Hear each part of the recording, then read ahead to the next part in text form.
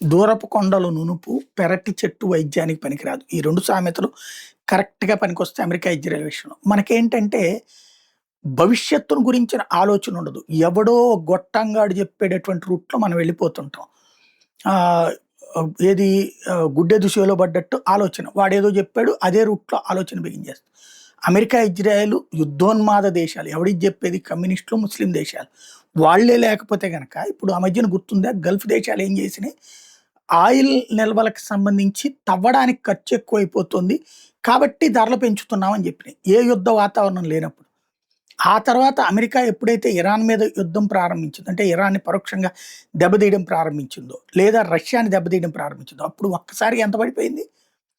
$120 దాకా వెళ్ళినటువంటి ఆయిల్ $60కి పడిపోయింది. మరి ఇప్పుడు ఎట్లా సాధ్యమైంది? అంటే అమెరికా తన ప్రయోజనాల కోసమే చేసింది. వేరే దేశపు ఆస్తులు దోచుకోవడం, లేదా వేరే దేశాల మీదన ఒత్తిడి తేవడం.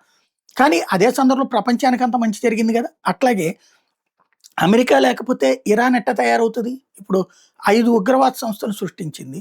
అలాగే ఇండియా మీదన ఒకప్పుడు చెడుగుడాడే ప్రయత్నం చేసింది.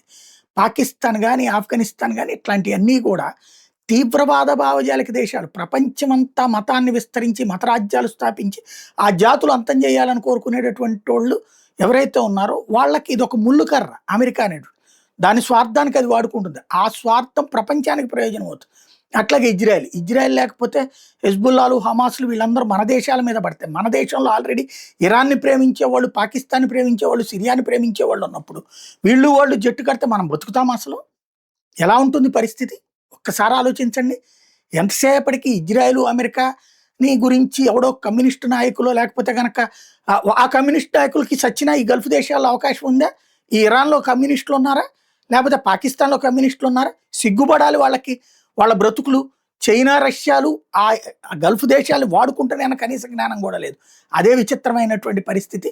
నిజంగా చెప్పాలంటే ఆ ఇద్దరు లేకపోతే గనక ప్రపంచం ఈ పాటికి 3 వంతులు ముస్లిం దేశాల కింద మారిపోయేది. ఇంక్లూడింగ్ క్రైస్తవ దేశాలు ఆల్రెడీ ముస్లిం దేశాలుగా మారినట్టు.